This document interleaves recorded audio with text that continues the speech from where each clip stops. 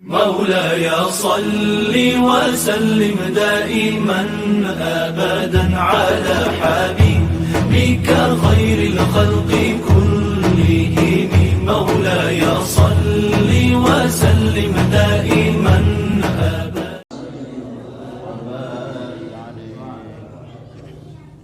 السلام عليكم ورحمة الله وبركاته. Alhamdulillah wassalatu wassalamu ala ashrafi khalqillah Sayyidina wa maulana Muhammad ibn Abdullah wa ala alihi wa ashabihi wa man tabi'ahu wa nasarahu wa wala wa la hawla wa la quwwata illa billah amma ba'd. Hadirin dan hadirat jamaah Majlis Taklim Mushola Al-Barakah yang saya muliakan. Semoga kita semua dimuliakan oleh Allah Subhanahu wa taala. Yang terhormat pimpinan Mushola Al-Mukarram Bapak Haji Marsudi dan juga para pengurus, juga hadir para guru-guru, para asatizah, dan juga remaja sekalian, serta ibu-ibu. Syukur Alhamdulillah, malam hari ini di malam Kamis, sebagaimana biasa, setelah sholat Isya, kita lanjutkan dengan mengikuti pengajian. Harapan kita kepada Allah, mudah-mudahan pengajian yang sedang kita hadiri ini, Allah berkenan melimpahkan limpahan pahala yang sebesar-besarnya. Semoga dengan kemurahan Allah diampuni dosa-dosa kita dan selalu dibukakan pintu hati dan pintu ilmu yang seluas-luasnya. Amin ya rabbal alamin. Malam hari ini kita melanjutkan bahasan dari kitab Nuzhatul Muttaqin Syarah Riyadhis Shalihin, yaitu mengambil judul boleh menerima sesuatu bukan karena meminta-minta. Jadi minta-minta nggak boleh, emang benar nggak boleh hukumnya, kecuali terpaksa. Jadi ini agama Islam, agama yang mengajarkan kepada pemeluk-pemeluknya untuk mandiri, begitu. Berdiri di atas kaki sendiri, begitu. Mandiri itu namanya. Nah, jelek menjadi benalu, ya, kurang baik menjadi pasilan. Yang bagus mandiri, begitu. Ada doa yang berbunyi wa nas'alukal ghina 'anin nas. Itu kan artinya kami mohon kepada Engkau ya Allah, yaitu tidak butuh kepada manusia, tapi butuh kepada Allah. Alias kita enggak jadi pasilan. Begitu. Nah, bila mana terpaksa, ya, yang dimakan enggak ada, yang bisa dijual enggak ada, kerjaan enggak ada. Nah, kan terpaksa nih, maka hukumnya boleh minta-minta. Jadi minta-minta itu boleh kalau darurat. Apa darurat? Terpaksa. Ya, yang dimakan nggak ada, mau jual barang pun nggak ada juga barang apa yang mau dijual, begitu. Kerjaan nggak ada, maka daripada kita mencuri, mendingan minta-minta. Itu pun dibolehkan minta-minta, tapi dibatasin. Anggaplah saya sehari cukup makan 50.000, udah dapat gocap, nggak boleh minta-minta lagi. Anggap dari pagi sampai lohor dapat 50.000. Sedangkan saya butuh sehari 50.000. Nggak boleh tuh habis lohor minta-minta lagi. Iya, besok siapa tahu ada rezeki. Jadi nggak minta-minta, begitu. Itulah yang namanya darurat. Ya. Jadi darurat itu terpaksa. Terpaksa itu ketidak ada sebab yang untuk kita bisa berbuat, ya, buat diri kita. Maka terpaksalah kita minta-minta dari hasil perbuatan orang lain. Sekarang jadi profesi. Inilah rusaknya. Ini kenapa, maaf ya, orang Islam nggak ngerti agamanya. Begitulah mungkin jawaban yang sementara. Ya, orang Islam nggak ngerti agamanya. Ya, anggap mengerti nggak dijalanin. Berat memang udah. Islam itu paling hebat ya. Menyuruh kita mandiri. Maka tuh orang kerja bagus. Walaupun narik gerobak, bawa sampah bagus. Daripada minta-minta, apalagi udah minta-minta pakai gunjrang, ganjreng, gunjrang. Dengan lu minta-minta, assalamualaikum, saya minta-minta. Daripada gunjrang, gunjrang. Bikin orang, aduh, mau tidur, mau apa, begitu. Nggak kena itu nggak kena para hadirin. Musibah udah, musibah itu, bencana itu, bencana. Bukan ajaran agama. Ajaran agama nggak boleh malas, mandiri. Gak boleh malu nyari rezeki, malu mencari rezeki, makan gak malu, ya, apapun, ya, jangan dimaluin selama halal. Kalau haram, walaupun dengan cara berdasi, dengan cara ya necis pakaiannya, tapi kerjaannya haram, ya itu sih nggak ada gunanya udah. Mendingan belepotan belok tapi halal, saudara-saudara ya. Ya mungkin disuruh ngedukin sumur kali. Iya. Baik, ini judulnya. Boleh menerima sesuatu bukan karena meminta-minta. Nah kalau orang bagi, terima. Ya, kalau orang bagi, terima. Minta-minta, jangan dah, karena kita masih mampu. Ada yang bisa dimakan. Orang kasih sih terima aja. Jangan menolak, kasihan ntar yang memberi. Perasaan jadinya ya. Nah ini dia nih judulnya nih. Boleh menerima sesuatu bukan karena meminta-minta. An Salim bin Abdullah bin Umar an abihi Abdullah bin Umar an Umar radhiyallahu anhum qala kana Rasulullah sallallahu alaihi wasallam yu'tinil ata'a fa aqulu a'tihi man huwa afqaru ilaihi minni fa qala khudhu idza ja'aka min hadzal mali syai'un wa anta ghairu musyrifin wala sa'ilin fa khudhu fatamawwalhu fa in syi'ta kulhu wa in syi'ta tasaddaq bihi wa ma la fala tutbi'hu nafsaka. Qala Salim fakana Abdullah la yas'alu ahadan syai'an wa la yaruddu syai'an u'tiyah. Muttafaqun alaih. Salim bin Abdullah bin Umar, ini ada cucu anak kakek. Ya cucu namanya Salim. Salim ini cucunya Umar bin Khattab. Salim punya bapak namanya Abdullah. Abdullah punya bapak namanya Umar bin, nah itu yang terkenal itu khalifah yang kedua. Jadi Salim ini bercerita ini, Salim bin Abdullah bin Umar meriwayatkan, menceritakan dari ayahnya yang namanya Abdullah. Abdullah ini sahabat Nabi, Umar bin Khattab, bapaknya Abdullah juga sahabat Nabi. Abdullah bin Umar, ini anaknya Umar, bapaknya Salim. Ya, dari Umar radhiyallahu an berkata, pernah Rasulullah SAW memberikan sesuatu kepadaku. Ya, jadi di sini saudara-saudara Umar nih. Jadi Umar menceritakan kepada Abdullah, Abdullah menceritakan kepada Salim tentang kejadian Umar bin Khattab begitu. Apa dibilang katanya? Pernah Rasulullah SAW memberikan sesuatu kepadaku. Nabi pernah bagi kepada Umar. Lalu aku katakan kepada beliau, berikan saja kepada yang lebih membutuhkan daripada aku. Begitulah jawaban yang bagus. Ya, wahai Nabi, saya nggak usah dikasih, kasih dah orang-orang yang butuh, ya, yang lebih butuh dari saya. Begitu. Apa jawab Nabi ketika diberitahu begitu? Emang omongannya bagus. Nih, apa jawab Nabi? Beliau bersabda, terimalah. Tuh, Nabi suruh terima. Yang penting kan Umar nggak minta. Ya, kalau dikasih terima. Ini dia nih, terimalah katanya. Jika ada harta semacam ini yang datang kepadamu, sementara kamu tidak berharap-harap kepadanya dan tidak meminta-minta. Jadi kita nggak ngarepin, kita nggak minta-minta. Maka terimalah lalu simpanlah sebagai hartamu. Jadi terima dulu, jadiin tuh sebagai hartamu. Ntar setelah itu lu mau bagi orang kek, lu mau buat makan kek begitu. Bebas begitu. Nih dikatakan lalu simpanlah sebagai hartamu, jika kamu mau makan saja, jika tidak sedekahkanlah. Jadi yang penting terima.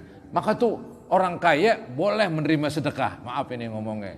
Saya pernah ditanya, Ustaz kok orang kaya menerima sedekah haram dong? Jangan bilang haram, kalau zakat emang gak boleh. Orang kaya boleh menerima sedekah, dibagi begitu. Dibagi ya. Yang gak boleh, minta. Orang kaya kok minta sedekah. Dari mana? Ya. Jelek itu dah. Jelek. Dia gak ada alasan untuk minta-minta sedekah orang kaya. Tapi kalau orang bagi, ambil, terima. Entah serah terima, mau pakai buat makan kek, mau buat beli ini kek, mau buat sedekah kek, yang penting bebas gitu. Ya. Jadi begitulah agama mengajarkan. Jadi jika kamu mau, makan saja. Jika tidak, sedekahkanlah. Jika tidak seperti itu, jangan kamu gantungkan dirimu kepadanya. Kalau bukan cara yang tadi, jangan kamu gantungkan dirimu kepada orang lain, begitu. Salim berkata, dan Abdullah tidak pernah meminta sesuatu kepada orang lain. Ini Salim anaknya Umar juga nggak pernah minta sama orang katanya. Tapi kalau orang bagi nggak pernah menolak, begitu. Itu si Abdullah, anaknya Umar bin Khattab. Ya.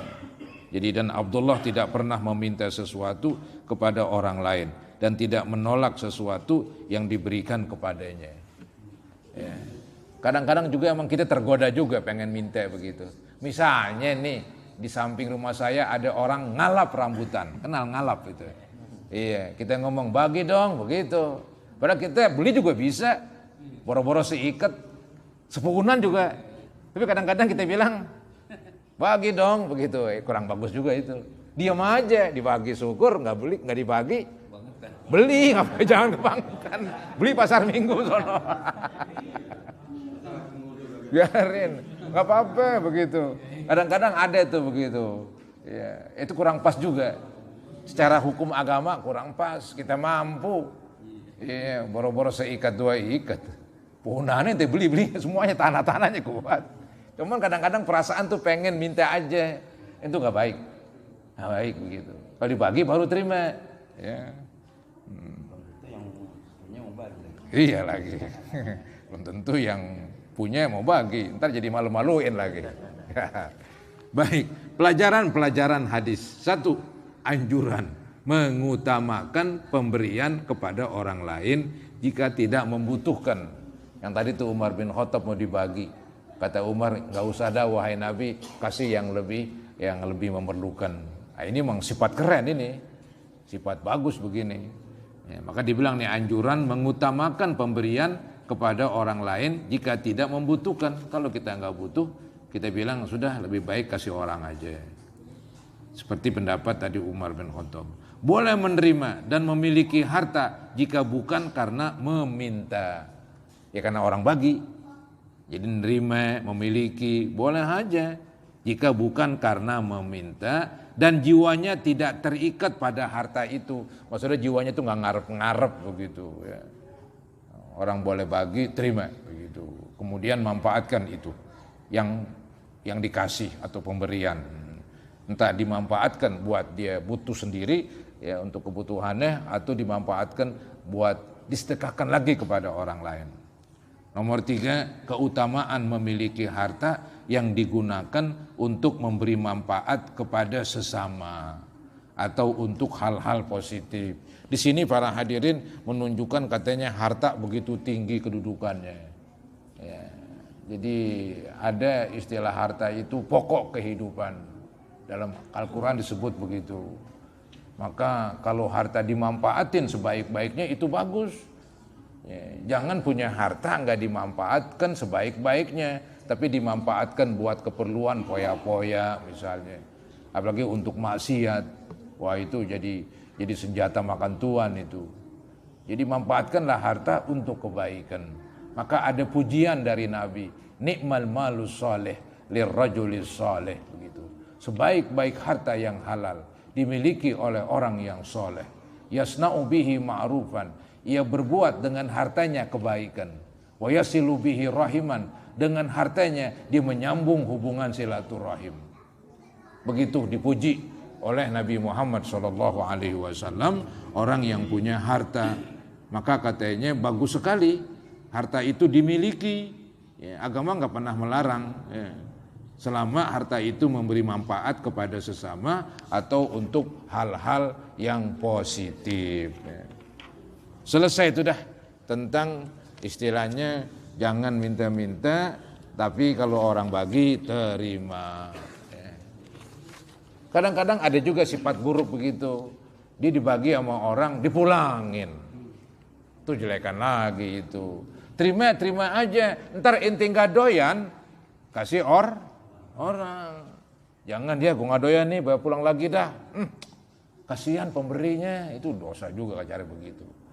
Ya. Jadi kalau gak doyan atau gak cocok, terima udah. Ntar gampang kasih siapa kek. Iya. Kasihan dong perasaan orang dia mau beri. Biar dapat pahala kan begitu. Kita pun juga nerima dapat pahala dengan ikhlas nerimanya. Kalau tadi nerimanya kayaknya kasar itu, menolak maksudnya. Jadi jangan menolak pemberian orang. Baik, sekarang judul baru. Ya tadi kan disuruh jangan minta-minta. Kalau orang bagi terima. Nah sekarang nih karena memang jangan minta-minta kecuali terpaksa atau kecuali orang bagi. Nah di sini nih ada hubungannya nih. Anjuran untuk memakan hasil kerja sendiri. Jangan jadi benalu. Jangan jadi pasilan. Lihat pohon pasilan, kenal pohon pasilan itu? Yang mentik di pohon apa nih? Misalnya pohon rambutan. Mencrok di situ. Akar dia nggak nyari makanan tuh. Yang nyari makanan puunan yang dimencrokin. Itu pasilan itu. Jelek itu pasilan. Kata orang benalu. Jadi yang bagus makan dari hasil usaha sendiri. Ya kecuali kita udah nggak mampu. Anggap cacat, apa boleh buat. Ya cacat begitu. Tapi zaman sekarang lucu tuh, orang cacat emang dicari-cari itu. Kita dibawa kemana nih buat untuk minta diobyekin, itu emang kacauan lagi itu orang. Itu parahan lagi tuh dia. Itu lebih daripada benalu itu. Lucunya benalunya sama orang lemah. Masya Allah.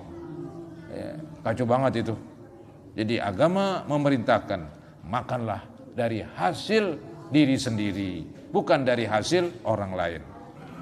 Lihat ayatnya nih. Allah Ta'ala berfirman, فَإِذَا قُدِيَتِ الصَّلَاةُ فَانْتَشِرُوا فِي الْأَرْضِ وَابْتَغُوا مِنْ فَضْلِ اللَّهِ. Apabila telah ditunaikan sholat, itu sholat Jumat. Kan lagi mau Jumat kan dilarang tuh, wazarul bai'. Ya, kalau datang sholat Jumat, itu mulai nggak boleh tuh azan. Azan ketika khotib duduk.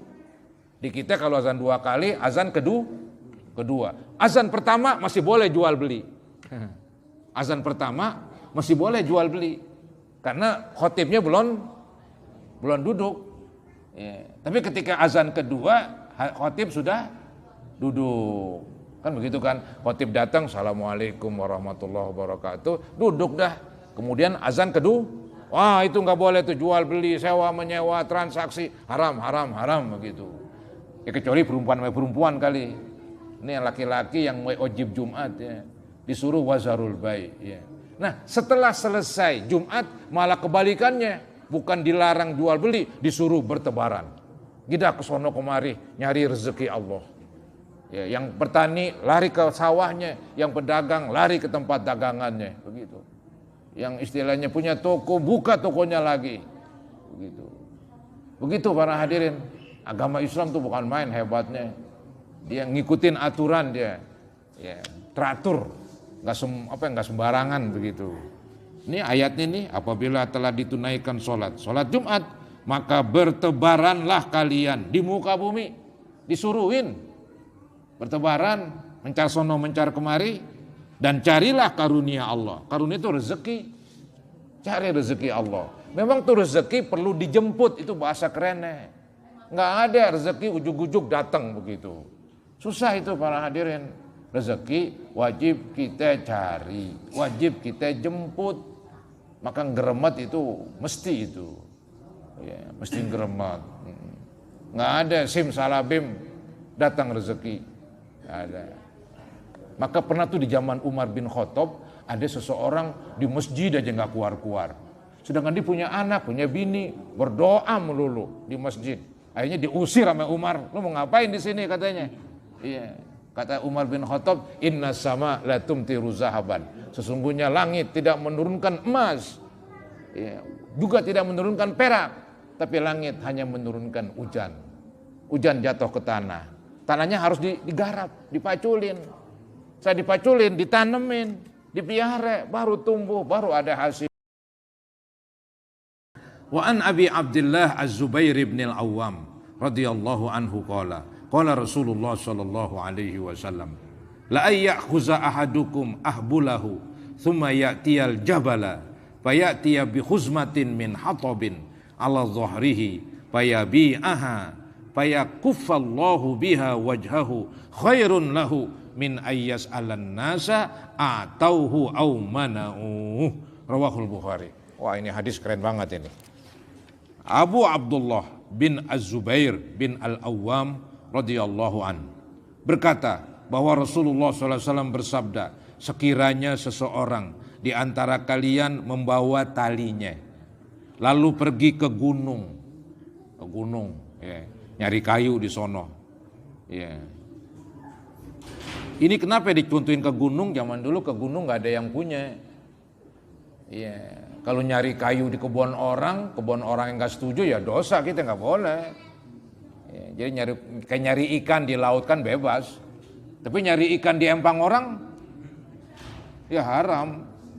Iya, nyari ikan di kali boleh kan? Kali milik umum, mancing begitu. Ya, nah ini digambarkan ini. Jadi ada orang pergi ke gunung, kemudian datang dengan seikat kayu bakar. Mungkin ada di gunung itu ada pohon-pohonan yang udah kering begitu, ditebang, ya, diikat, dipanggul dah, dijual di pasar. Dapat sekian. Itu lebih baik daripada minta. Itu lebih baik daripada ente minta. Jelek itu. Nih dikatakan begitu.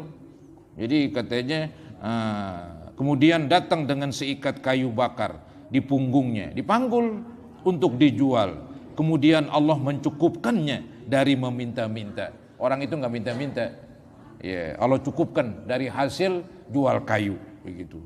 Itu lebih baik daripada ia meminta-minta kepada orang, baik diberi maupun tidak diberi. Maksudnya kalau kita minta-minta ya dua kemungkinan lah.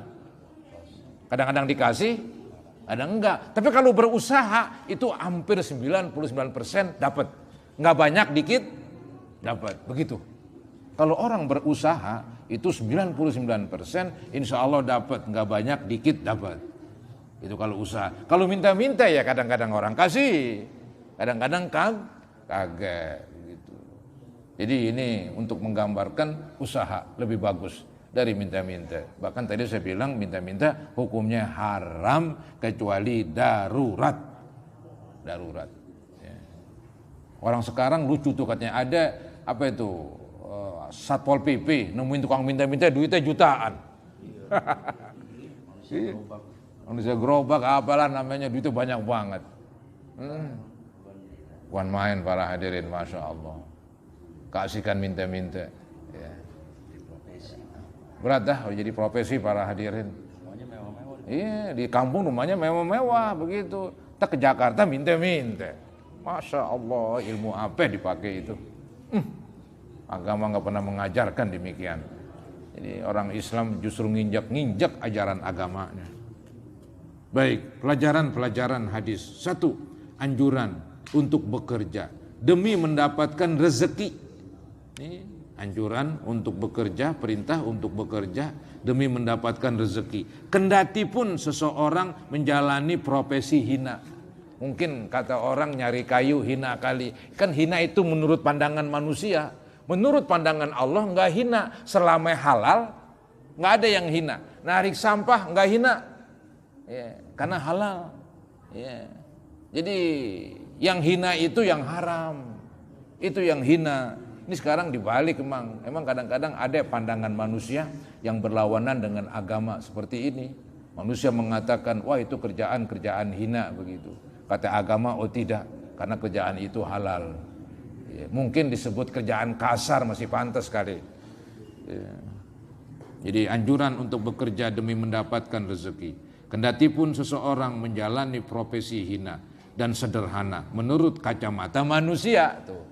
Hina dan sederhana menurut manusia, menurut Allah nggak ada yang hina selama halal.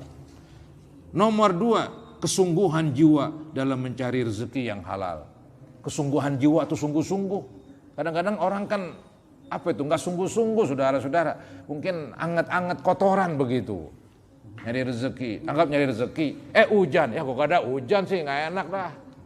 Besok panas, kepanasan kok dah. Ya yang begini sih.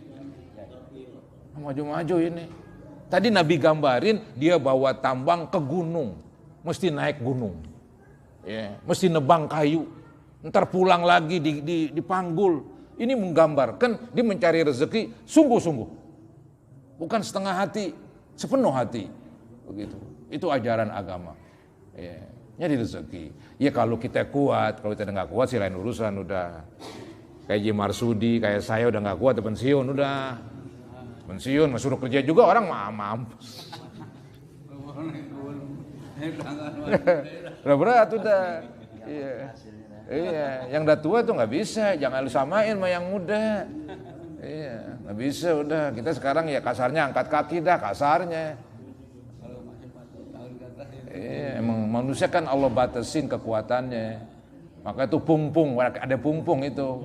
Syababaka qabla harami kan begitu. Pergunakan masa muda kamu sebelum tua. Kalau tua ya udah berat dah. Berat. Ya. Nah, begitu saudara-saudara agama, kesungguhan jiwa dalam mencari rezeki yang halal. Harus sungguh-sungguh. Ya.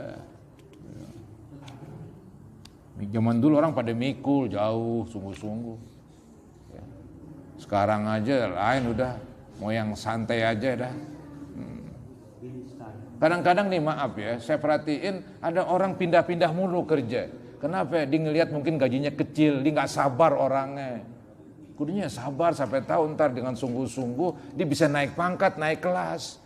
Akhirnya pindah sono, pindah kemari. Akhirnya jadi berantakan urusan, pindah mulu kerja. Ya boleh aja sih nyari kerjaan yang lebih bagus. Memang kalau sering pindah-pindah mulu, kapan meniti karir istilahnya. Namanya kan berjenjang, hidup begitu. Ini mau langsung kerjaannya enteng, gajinya, ini alamat ogah-ogahan kerja ini. Iya, biarin. Yang penting kan ya ada lumayan begitu. Mohon kepada Allah. Siapa tahu ntar Allah gerakin hati direkturnya, diangkat pangkatnya. Begitu. Yang punya dunia Allah, kita bekerja sungguh-sungguh, kita berdoa, udah. Lagi ibadah, minta sama dia. Baik, hadis selanjutnya di nomor 2. Nih saya banyak ngomel nih hari ini, biarin ya ngomel mulu nih. Ngomelin orang nih. Ya, sedemen nih hadis-hadis ini nih. Ya. Wa an Abi Hurairah radhiyallahu anhu qala Rasulullah sallallahu alaihi wasallam la ayyahtiba ahadukum khuzmatan ala zahrihi khairun lahu min ayyas ala ahadan fayu'tiyahu aw yamna'ah. Muttafaqun alaih. Ini hampir sama maksud dengan hadis yang tadi nih. Nih, Abu Hurairah radhiyallahu an berkata bahwa Rasulullah SAW bersabda, sekiranya seseorang di antara kalian mencari seikat kayu bakar lalu dibawa di atas punggungnya. Ini kan gambaran berat ini. Itu lebih baik daripada meminta-minta kepada orang lain diberi atau tidak. Kadang-kadang dapat, kadang-kadang enggak. Lebih baik dinyari kayu, ya seikat dipanggul, begitu, dijual. Itu lebih bagus daripada minta-minta ke sana. Itu menggambarkan kehinaan. Samalah dengan hadis yang tadi. Hadis yang ketiga, wa anhu anin Nabi sallallahu alaihi wasallam qala kana Dawudu alaihi salam la ya'kulu illa min amali yadih. Rawahul Bukhari. Wah, ini hebat banget nih. Contoh dari Nabi Daud, walaupun beliau seorang nabi, beliau makan dari hasil tangannya, hasil dia kerja. Beliau kan terkenal pandai, yaitu pandai besi lah, membuat senjata, membuat baju besi, membuat tombak begitu. Itu kerjaan berat itu. Ya, tapi dikerjakan oleh Nabi Daud. Karena beliau ingin makan dari hasil sendiri.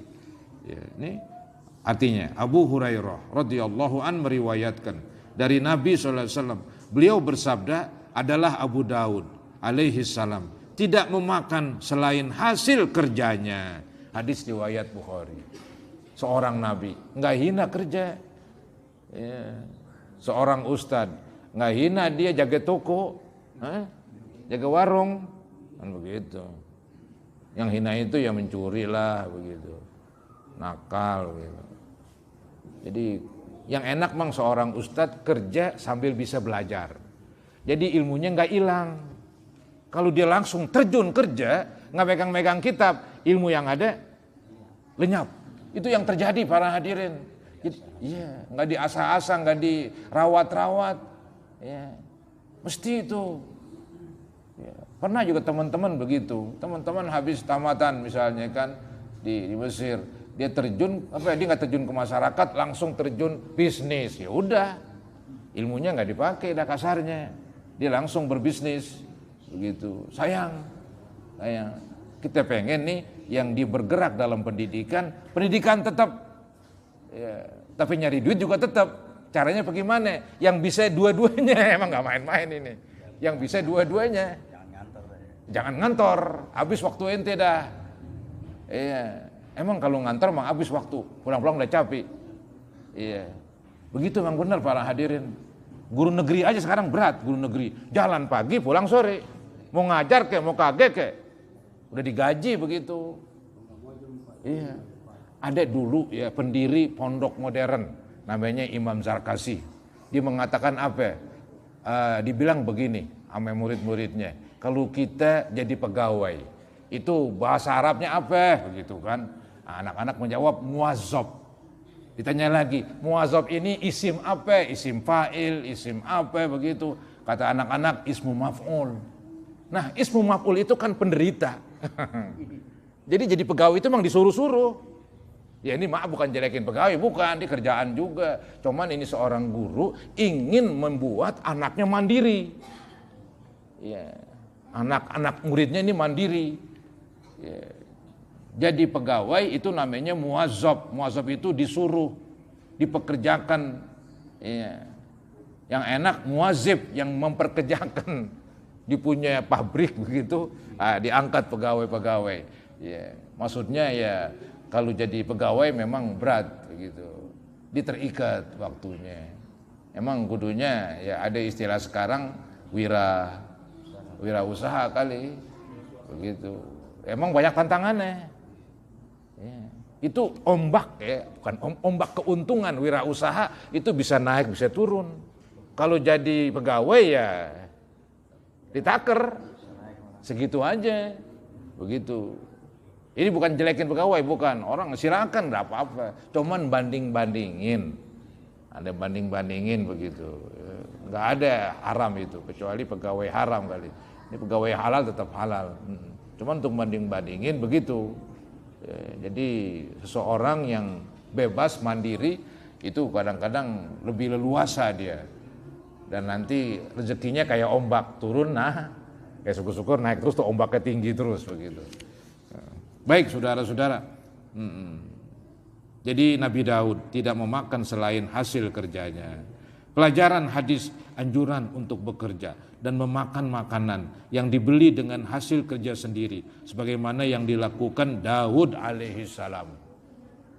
Banyak nabi-nabi begitu. Nabi Muhammad juga kerja. Nabi Muhammad sebelum jadi rasul, beliau ngangon kambing. Itu dalam hadis begitu. Nanti kita ketemu. Nabi Muhammad sebelum diangkat jadi rasul, ketika masih kecil, dia nggak keluyuran sono kemari, ngangon kambing. Kenal ngangon? Apa itu ngangon? Apa namanya dah? Gembala kambing, dapat upah ya, dari kambing-kambing orang Mekah. Itu dalam hadis begitu. Lihat Nabi Muhammad. Padahal calon pemimpin dunia akhirat. Begitu. Gedean dikit ngikut pamannya Abu Talib. Kemana dagang? Nggak tanggung-tanggung. Dagangnya keluar negeri bawa onta. Coba pikirin. Capeknya. Padang pasir. Ya. Nabi itu bukan main dagang. Gedean dikit bawa dagangan Khadijah. Ya. Bagi hasil begitu. Sistem bagi hasil dengan Khadijah. Dagangan, ntar untungnya banyak. Sarang berapa persen kan begitu. Maka Khadijah tertarik. Ini Nabi begitu jujur orangnya. Begitu pandai berdagang, menguntungkan. Akhirnya dilamar tuh dah sama Khadijah. Biarin dah perempuan ngelamar laki. Nggak ada larangan. Nah, itu Nabi Muhammad. Ya, sejarahnya bukan main. Dari kecil. Dia bukan tipe orang yang males, yang tidur begitu. Ya, ngorok, main sono kemari, gelayangan sono kemari, pokoknya ada gelayangannya gitu, nggak ada papenya, nggak ada itu tipe Nabi Muhammad. Ya. Beliau bekerja, ya, bekerja. Cuman ketika jadi nabi nggak bisa udah. Ya. Nah nabi rezekinya tuh ketika jadi nabi dalam peperangan, dari hasil harta rampasan perang, dari hadiah-hadiah, dan juga dari harta Khadijah. Kebetulan Allah anugerahkan ya istri yang kaya raya itu. Itu Khadijah katanya saya pernah lihat itu dalam sejarah 2 kali nikah. Dua-duanya orang kaya. Nikah pertama Khadijah dengan orang kaya, meninggal. Khadijah dapat warisan banyak banget. Menikah lagi sama orang kaya, dapat lagi warisan. Nah, maka dia jadi saudagar perempuan di kota Mekah. Itu Khadijah, dan dia melamar Nabi Muhammad SAW. Nabi Muhammad dulu kerja sama Khadijah, kerja bagi hasil begitu. Ya. Jadi bukan mainin Nabi Muhammad. Ya. Jadi ketika Nabi Muhammad sudah jadi Rasul, Khadijah itu dari hartanya juga untuk kepentingan agama. Walhasil agama Islam bukan main sudah. Kalau masalah kerja para hadirin berusaha. Ya, Nabi Daud nih lihat, ya, anjuran untuk bekerja dan memakan makanan yang dibeli dengan hasil kerja sendiri, sebagaimana yang dilakukan Daud alaihissalam. Satu lagi nih, ya, satu lagi dah nih. Nah sekarang Nabi Zakaria nih, lihat hadis keempat. Wa anhu anna Rasulullah sallallahu alaihi wasallam qala kana Zakaria alaihi salam najjaron, rawahu Muslim. Ini Nabi Zakaria, saudara-saudara. Ya, apa dibilang nih? Abu Hurairah artinya radhiyallahu an meriwayatkan dari Rasulullah sallallahu alaihi wasallam. Nabi bersabda bahwa beliau bersabda adalah Zakaria alaihissalam itu seorang tukang kayu, pengrajin. Ya, tukang kayu. Kan ada tukang batu, tukang kayu, kenek kan begitu. Iya, ini tukang kayu nih. Zaman sekarang tukang kayu gajinya gede. Kadang-kadang gedean dia sama guru madrasah. Iya, tukang, coba. Sehari dapat berapa duit? Pego, bisa nope, aduh. Iya, maka tuh bikin rumah kita ngap-ngap dah. Ya Allah, tukangnya aja mahal banget para hadirin. Berasa banget itu. Kontrakannya murah. Iya, bukan main dah. Tukang mahal banget tukang. Zaman sekarang tukang tuh mahal. Jadi kalau orang tuh punya kepandaian tukang, bukan main, hidupnya lumayan lah. Kalau dia bisa ngatur duit, ya, gajinya dikumpulin sebagian buat makan, sebagian dikumpulin. Udah kumpul, dibuat apa kek, biar ada hasilnya. Kan berkembang. Kalau buat kegaras melulu, nggak berkembang, begitu aja udah. Kita kan disuruh bergerak, berkembang, biar ada kemajuan. Ya. Nih Nabi Zakaria nih bukan main, seorang tukang kayu, ya, bikin kusen, bikin lemari. Ya. Itu di Kuningan mana tuh? Kuningan Timur, tukang kayu, apa yang pengrajin kayu. Ya, bukan main. Jadi bukan main saudara-saudara, kerja usaha mulia sekali. Maka tuh katanya para ulama-ulama seperti Abu Hanifah. Abu Hanifah katanya konon tukang kain. Abu Hanifah tukang kain. Jadi hampir semua imam-imam besar itu semuanya bekerja. Nyari duit. Mereka ogah jadi pasilan begitu. Jadi para ustadz harus kerja, harus nyari duit. Ya, biar dia mandiri begitu. Caranya bagaimana itu diatur. Emang kadang-kadang susah mikirin apa kerjaan apaan, gue bingung begitu. Kadang-kadang susah. Ya berusahalah cari kerjaan. Ya, banyak nanya, musyawarah begitu. Tanya pengalaman orang-orang. Tujuannya begitu biar supaya dapat masukan.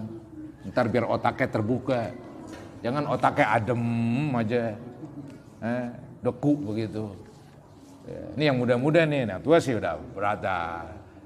Selamat tinggal yang tua udah. Udah sampai situ dulu para hadirin ya.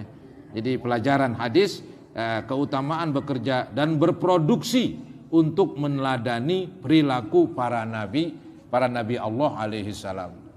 Ya, jadi kita didorong ini. Tadi diterangkan tuh para nabi-nabi berproduksi. Ya, Nabi Daud produksi senjata, hasil kerjaan. Nabi Zakaria produksi barang, pengrajin. Ya, lemari, bangku, meja dijual, ada kerajinan. Ya. Jadi orang tuh, maka tuh kita punya kepandaian penting memang, Ya pasti belajar dulu, biar punya kelebihan, punya kepandaian. Ya. Kalau orang punya kepandaian, insya Allah nggak susah hidup. Ya mudah-mudahan Allah Subhanahu Wa Taala memberikan rezeki kepada kita yang banyak, yang halal. untuk beribadah kepada Allah Subhanahu wa taala. Amin ya rabbal alamin. Ada pertanyaan? Masalah dagang? Baik saudara-saudara. Ya. Kalau masalah dagang tanya tuh Haji Incut ke siapa ke yang lain. Ya. Baiklah, kita berdoa. Kita mohon kepada Allah Subhanahu wa taala. Di samping kita yang geremet dan berusaha, kita berdoa semoga Allah terus bukakan pintu rezeki yang lebar, yang luas. Semoga Allah terus kucurkan rezeki sebanyak-banyaknya, yang halal, yang berkah, yang membawa kebaikan buat diri kita dan buat keluarga serta buat agama. Bitilkan niyah kullu niyatin sholihah ila hadratin Nabi Rasulillah sallallahu alaihi wasallam. Al-Fatihah. A'udzubillahi minasyaitonir rajim. Bismillahirrahmanirrahim. Alhamdulillahi rabbil alamin. Arrahmanir rahim maliki yaumiddin. Iyyaka na'budu wa iyyaka nasta'in. Ihdinas siratal mustaqim. Siratal ladzina an'amta 'alaihim ghairil maghdubi 'alaihim waladdallin. Nastaghfirullahalazim, nastaghfirullahalazim, nastaghfirullahalazim. Allahumma shalli 'ala sayyidina Muhammad wa 'ala ali sayyidina Muhammad wa sallim tasliman katsira walhamdulillahi rabbil alamin. Allahumma barik fi amwalina, Allahumma barik fi amwalina. Allahumma barik fi amwalina wa barik fi abnaina wa barik fi banatina wa barik fi zawjatina wa barik fi mastaqbala min a'marina. Allahumma kama an'amta fazid, Allahumma kama an'amta fazid, wa kama zidta fabarik, wa kama barakta fala tasrub, bijudika wa karamika ya arhamar rahimin. Rabbana ighfir lana wa liwalidina warhamhum kama rabbawna shighara, li jami'il muslimin wal muslimat wal mu'minina wal mu'minat al ahya'i minhum wal amwat. Rabbana taqabbal minna innaka antas samiul alim wa tub alaina innaka antat tawwabur rahim. Rabbana atina fid dunya hasanah wa fil akhirati hasanah wa qina azabannar. Sallallahu ala sayyidina Muhammadin wa ala alihi wa sahbihi wa sallam.